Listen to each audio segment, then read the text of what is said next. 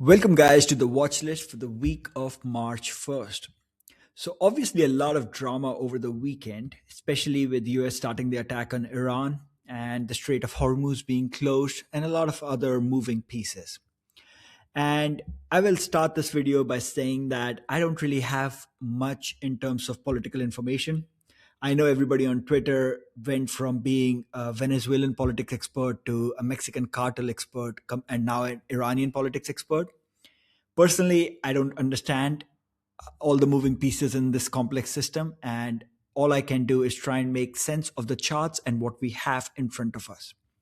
At the same time, what I will say is because it's a dynamic situation, what we have to do is wait for Monday and see how the different participants on of the market vote on the situation by using their money, right? So the price on Monday will clarify a lot more things compared to the opinions that people might have right now. Opinions are cheap, but when the market participants act in the market, that's when the real value is seen.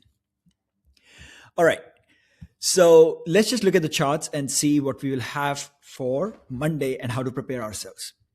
So we closed February in the same range where we have been since October. All right. So far it's simply been a sideways consolidation. It's correction through time. All right. That's the simplest way you can understand this monthly chart for QQQ. And it's the same thing for SPY. I will hide the drawings right now, but you guys can see it's very clear. There's no clear bias from the markets of a move up or down. What about on the weekly charts? Same old story. We are in the same range. Okay. In the last 3 weeks, we actually have been in the bottom part of the range. So now we can bring the drawings back. And if you guys remember, in the last weekly watch list, we had discussed the importance of these areas, 594 and 618. I had said above 618 on the weekly timeframes, the bulls will start to control. We likely go back to the top of the range and then potentially break out. Below 594, bears will have control. We go to 580, and then below 580, there could be a lot more selling for us. But until we break out of this range, until the bulls or the bears on the larger time frames do something, we can't really make an opinion while we have been moving sideways for majority of February. So if you guys can see, this range has been there all the way since Feb 3rd. So for the markets right now on the larger time frame, we are simply in a wait and see situation. For next week, this 594 area and the 618 area are the crucial levels. Bearishness, you can see bearishness all around you, but until price breaks supports, right, until bears can actually do something, it's just opinions. Doesn't mean anything. So below 594 is when we can expect bearishness. Above 618 is bullishness. Those are your levels on the weekly charts, and there's not much more to add there. What about on the daily charts? It's the same thing. We have had a nice consolidation, almost a whole month below the 50-day moving average. Above 618, we can start to see a leg up. Below 594, we start to see a move lower. The move lower, the levels will be around 584.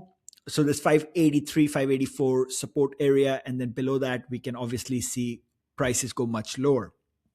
What about on the upside? Above 618, we have some resistance around 626 area. And then after that, we have 636 and higher.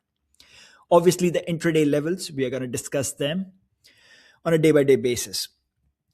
Let's go and discuss some more context. Now, obviously, we have NFP on Friday, but I would imagine that majority of the week is going to be moving based on the drama that's playing out in Iran and what comes with that. So if we look at the overall context, and we're going to look at a few different sectors, one thing I would say is QQQ had its massive push from May all the way until October, and it's been simply in a sideways consolidation. During this period, what has moved up? Obviously, everybody would say utilities, energy, utilities, all of these names. What happens after a big move up? It's usually a consolidation. So given that we have a major geopolitical event where positioning can change hands, where let's say there will be enough liquidity where if the previous buyers that are riding this breakout want to get out, at some point, XLE, XLU, all the defensive names will start a consolidation while money can flow back into the growth names.